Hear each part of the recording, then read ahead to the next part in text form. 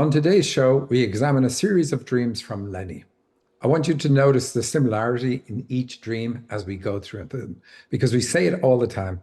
You don't need to look at every single one of your dreams. You don't need to be a prolific dreamer because each dream is repeating the steps from the dream before, at least some of those. Until you do something about it in your life, your dreams don't change.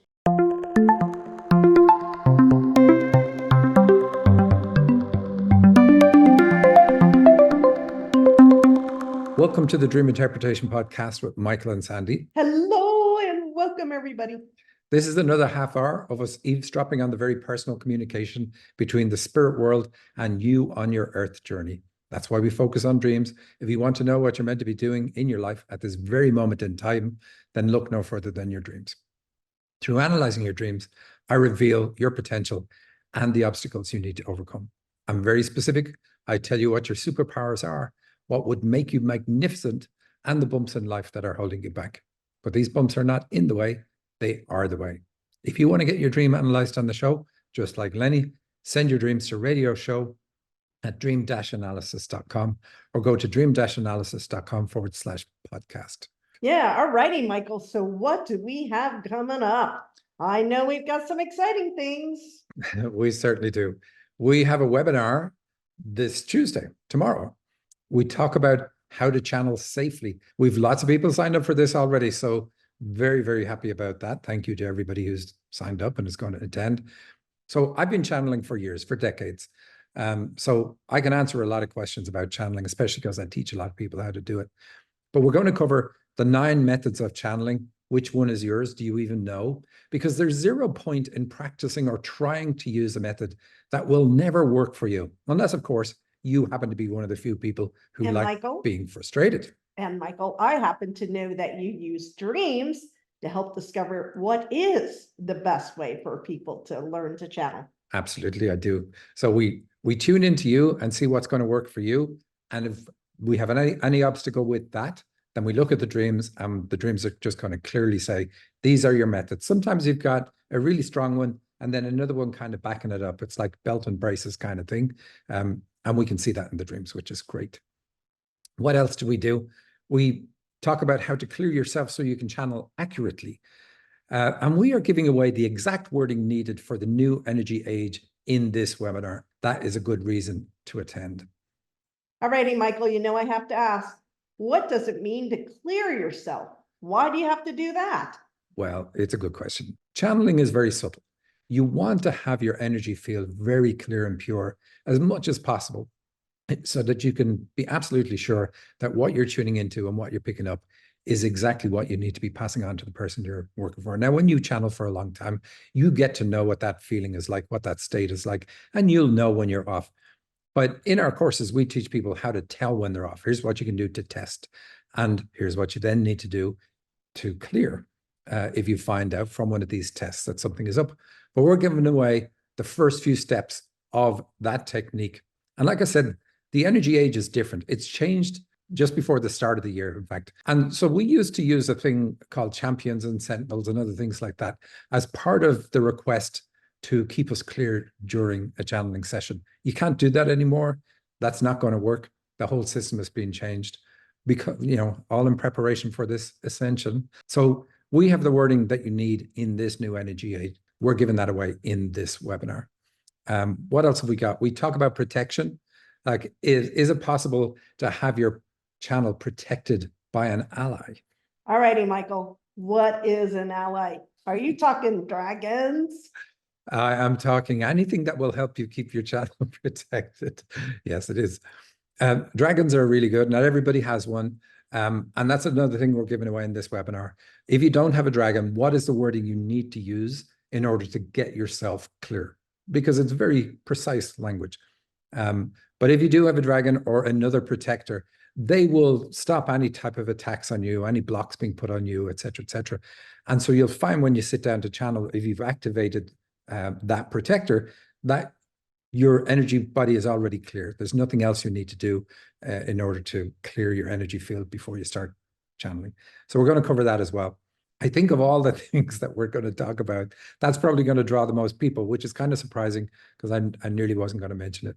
We do use it in our classes, but Anyway, we are also, speaking of protection, we're adding something new to the class this year. So this is the first time we've ever done it. Last year, sometime around October, I just got the idea of, we always know how to clear and we know what to do to get ourselves clear in channel. But what if there was a way to protect ourselves so that our energy field is not bombarded by whoever or whatever wants to block us? And I went on this journey of discovering, how do you do that? Or what would be some common ways of doing that that would work for everybody? And of course, we got some answers, but dragons were the main thing that came up in that. And that was quite a surprise. And so we discovered then, if you do have a dragon, how do you talk to it? How do you activate it and get it to do what its role is? We're not actually going to give that in the webinar, but we could give it to people who attend afterwards. We could send an email with those details. Yeah. Did I cover it, Sandy? Are you happy? No, I am assuming that you're going to record this because there are people that have to work during this time frame. And by the way, what is the time frame? It's January 23rd, 10:30 a.m. Pacific time. And it is recorded. So if you've signed up for it and you can't attend it, that's absolutely fine. We will send you the recording shortly after the event happens. All righty. Sounds like there's a lot of good reasons to attend. I'm all excited about it. So where do I go to get signed up? You go to dream-analysis.com/channel. Couldn't be easier. Again, it's Tuesday, the 23rd of January at 10:30 a.m. Pacific time, 2024. I'm saying that because obviously this is going to be in the archives. All righty. That sounds so fabulous. I am ready to jump into some dreams, and I'm hoping that you are too. So I'm real excited because we are going to do a series of dreams from Leni. And she wrote this fabulous note to you, not me. Just want to emphasize that. Starts like this. Hi, Mr. Sheridan. You are my new superhero. I fully agree with her. I've been dreaming, recording, throwing away books full of dreams, never able to understand any of their messages. Boy, can I relate to that one before I met you. Finally, a spiritual lady helped me with a palmistry session. Obviously, she did more than read lines and specifically told me to start recording my dreams. I reluctantly gave them another chance. Surprise! In my day-to-day, I also came across all kinds of information about spirituality that actually resonates with me, about spirit guides and the higher self, our life mission, the eternal nature of us, and our source. Just amazing. Then I came across your work and it blew me away. I think I can make sense of a few things in my dreams now, but I'm only a beginner. So please, can you help me understand at least one on a deeper level? Here are a few dreams. Any help is greatly appreciated. All the best to the whole team. I think she included me there. You got included, so I don't know what you're complaining about. Why did we include that? A lot of people write to us this way, that they've been on a spiritual journey before. For instance, her trying to figure out her dreams. What do they mean? And nothing worked. All the books that she had didn't help her. And then eventually you get guided back to the path. And when the time is right and somebody else says, hey, start listening to your dreams again, and so on, and everything goes the right way. This is just so common. We hear this from people all the time, like, just came across your stuff and can't believe that you're able to get this much out of dreams. Can you tell me what my life purpose is? This is what we love to do, really, is tell somebody what their life purpose is and say, why are you doing anything that is not part of your life purpose? There is no point to doing that. Now, of course, we're meant to have fun. It's not all meant to be arduous and so on. But sometimes you'll find people are learning skills that they absolutely go against their life purpose, or gifts, using gifts that aren't part of their life purpose. And you get no credit for that. When you get to the end of your lifetime and have the review, they won't say, oh, look, you didn't do any of that counseling, but you heal lots of people with that healing ability you learn. It won't work. It'll be like, there was already somebody set up to help those people with it, another mechanism, and you stepped in and did it. You were never meant to. Here's what you were meant to do. This is what you agreed in advance, and you didn't do it. It's not going to be a pleasant time. So look at your dreams, see what your gifts are, use those gifts and build on it. And the important thing is, like when we look at Leni's dreams here, we're going to see a similarity in almost all the dreams. They don't change till you change. Start acting on what your dreams are saying, and then your dreams are going to change. All righty. The first dream is titled Cruise Ship. I already like the name. I was on a cruise ship, a huge, beautiful cruise ship. It was in the ocean and I could see the land. I just remembered my amazement at the scenery. I knew this was the inside of a huge structure. I felt like the inside of a giant snow globe or something. And I just couldn't believe the expanse, the vastness, and the beauty of the autumn scenery in front of me. There were the hills, the trees, falling leaves, beautiful blue sky. I was just enjoying this beauty. Well, it starts out good, Michael. It does. So a cruise ship is reminding you to enjoy life. Everything you need is around you.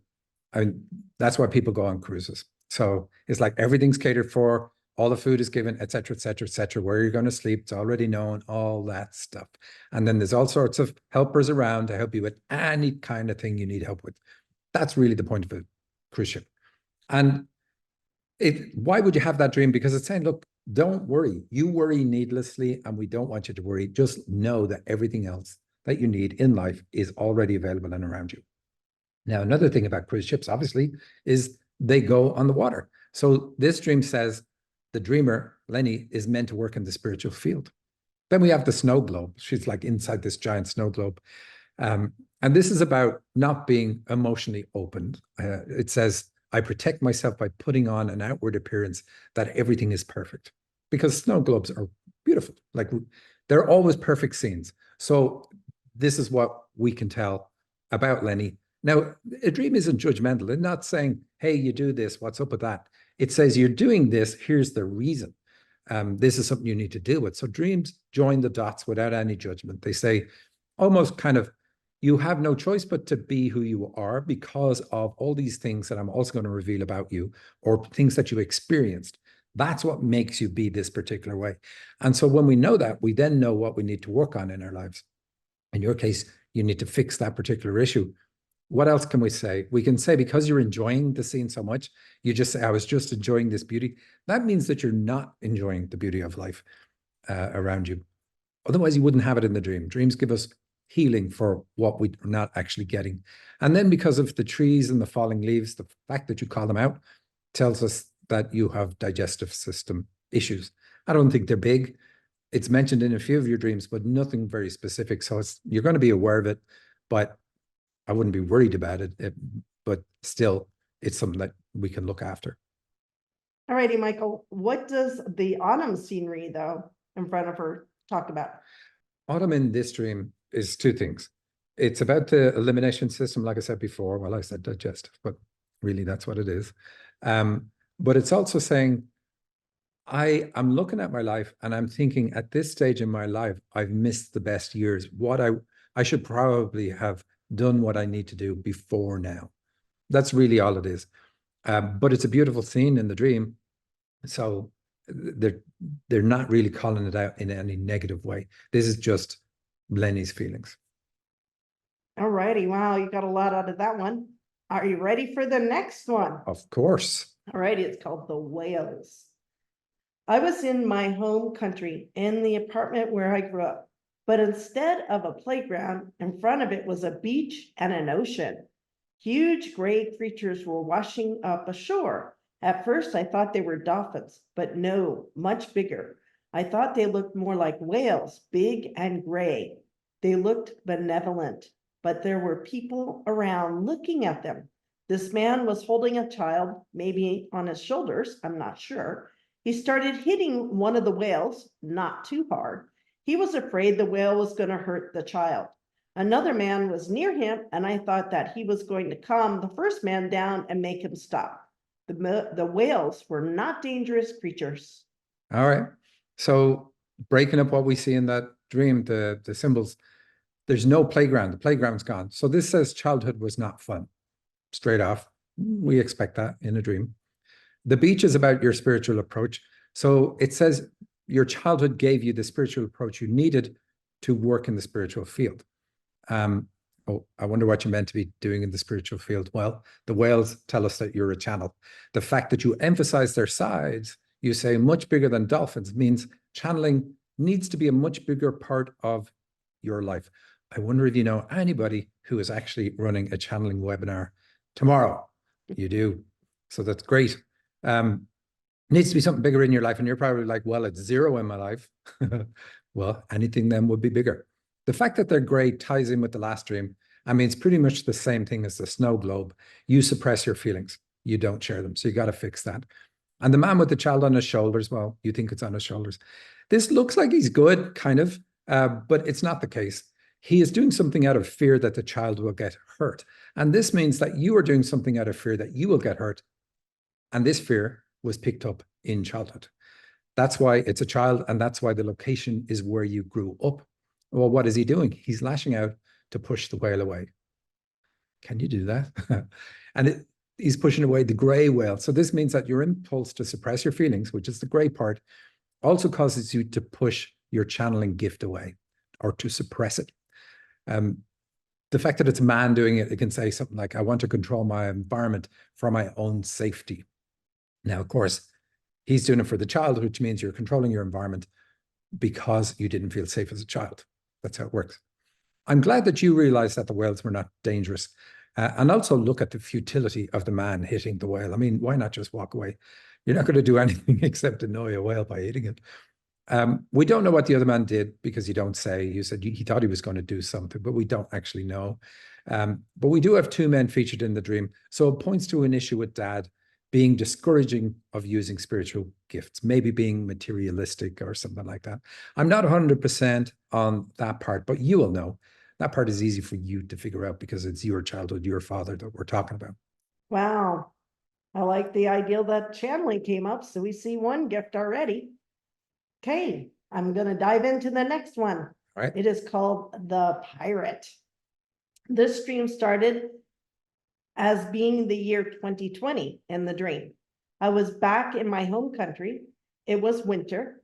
A relative of mine and her friend were about to get into a big SUV and travel. I just knew there was going to be a big snowstorm and they would be in danger on the road, but she wouldn't listen to me. It made me sad. Then I was in trouble with this pirate. I think I was also a pirate, but not sure. Why a pirate? I often go to the beach in my dreams or try to get there. But then I showed him this huge, shiny diamond that I had found. And although I think he was blind, he knew what it was. He started hiding it under a pile of dry leaves and needles next to where we were standing. I was looking around, making sure nobody is suspecting what we have and what we are doing. All right. So a lot of this is pretty obvious. So I'll skip some of that. But you said, I knew there was going to be a big snowstorm. So that means you're prophetic. You know about things before they happen. Then you say your friend wouldn't listen. She's standing in for mom. So this really says, I felt ignored by mom. She did whatever she wanted because that's what your friend does. I want to do this. I know you're saying that. I'm going to do what I want. So whatever the feeling in the dream at this point was, that's the feeling in childhood that is the source of your sadness today. Because right after that, after being ignored, you say you were sad. So go back to that dream, think about the feeling and look for where that comes up in your life. And then start doing leaps back in time to see, where was this before? Where did this come up before? Winter is cold, so it's the same as the previous dreams. You freeze people out. You don't share your feelings. Trouble with the pirate. Okay, so pirates are associated with treasure. So they're kind of good in a dream. Pirates know where the treasure is, and treasure is always about gifts, but it has to be dug up. The treasure has to be dug up typically by a pirate. So you have gifts that you are hiding. You need to dig them up or unearth them. You give the pirate a diamond, and what happens? He hides it. Just what I said. And you are complicit in this because you look around to make sure nobody spotted him doing that. He's also blind with me, which means that you don't see that you are doing this. You are blind to the fact that you hide your gifts. Well, not after this show, Leni, because we've picked so many of your dreams. We also know that you have digestive system issues because of the dry leaves and needles. Again, a repeat of before. We knew it from an earlier dream. But here we know that the issue is partly connected to you not using your gifts or hiding who you are. Wow, that's amazing. So what about the year 2020? Well, so this would be where if Lenny was talking to us, I'd say, what went on then? Where were you at that stage in your life?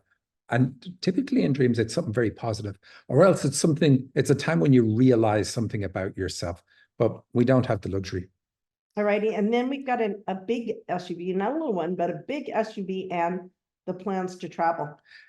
That's really good. If we're talking about an SUV that can go off-road, like it has that kind of power, it means that you're not restricted to the conventional path.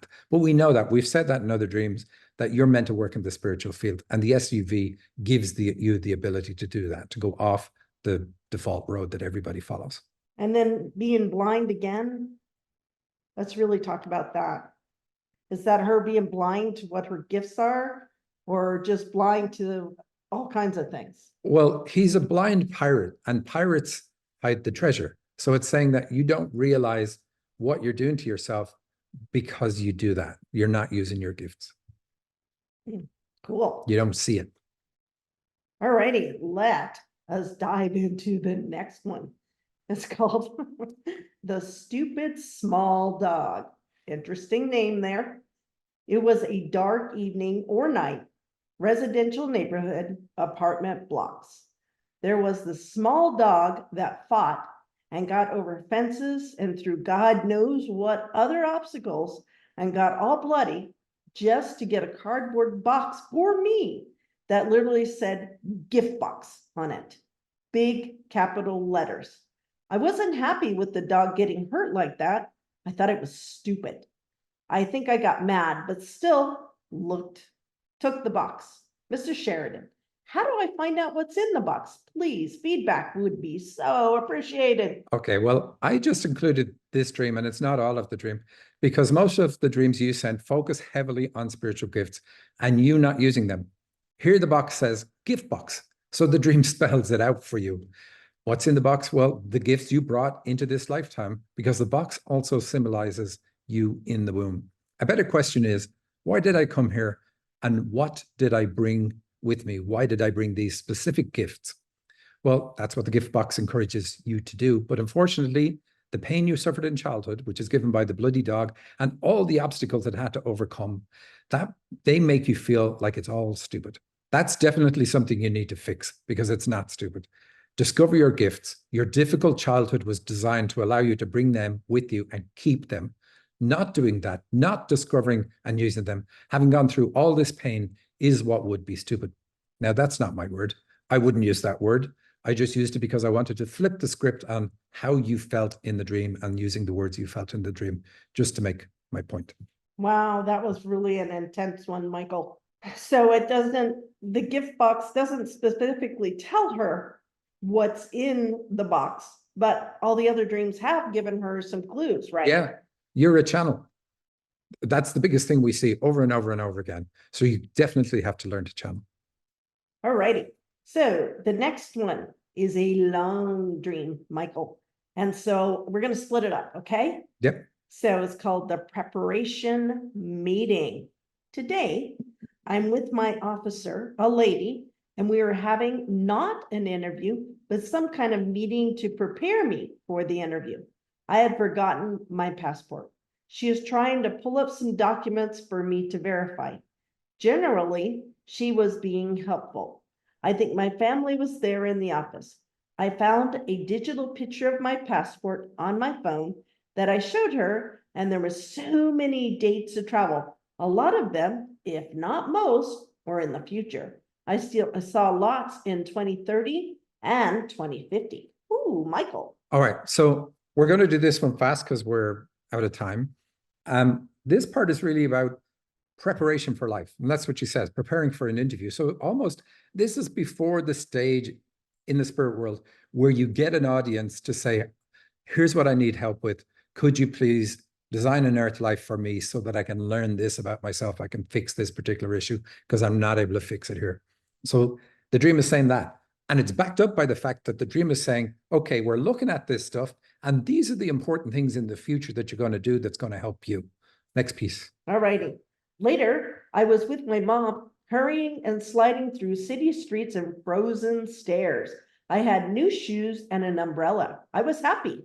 I didn't know if I waited for her or not. Okay, so we see the frozen stairs and all that. Again, that's issues with hiding your feelings that we've seen before. Connected to mom because you're with mom there. You had new shoes. That's really good. That's a way of moving forward. That's new. We don't like the umbrella because that's about protecting yourself in life. We do like that you were happy. And in a dream, it's better if you don't wait for mom. Next piece. Oh, good. Then my family and I were back at the office, hoping to see the officer one more time. I said her name in the dream, but I cannot remember it now.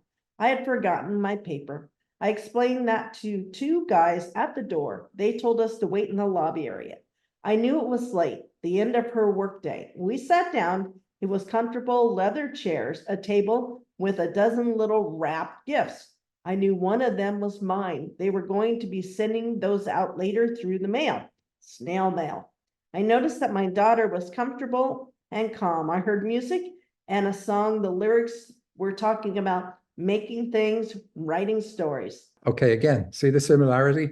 She discovers these gifts, or the gifts appear in the dream. They're on a table. So that means this is something that is on the table for you, discovering your gifts. But you said there's a dozen of them and they're wrapped. So not opened. So obviously not being used. And a dozen or 12 in a dream is about being judgmental. I'm judgmental about my gifts. Again, you have to fix that. You said that there were two guys at the door that told you to wait in the lobby area. So issues with dad. We see issues with mom and dad. You've got both. But dad is causing you to hold yourself back because of issues in childhood, because the lobby is about like very early childhood. That's what it symbolizes in a dream. Again, it's channeling though, because you talk about mail and snail mail, then you notice you hear singing and so on. All of those things are about channeling. Thank you, everybody. That's all we have time for this week. Remember, on Tuesday is our channeling webinar. Michael, I'm so excited about that. Anything else you want to add? Yeah, dream-analysis.com/channel. Go there now and you can read about what we're going to talk about on the webinar. And we hope to see you there. Before we go, I want to say that Janice hosted one of our shows recently, one of the podcasts. And in it, she talked about her upcoming course where you heal the birth wound. Her website address is gentlehealingdreams.com. Her course is coming up on February the 4th. If that's something that you were interested in at the time or are interested in healing anything around the birth wound, highly encourage you to do the course with Janice. Look up the details at gentlehealingdreams.com. Take care. See you next week. Bye.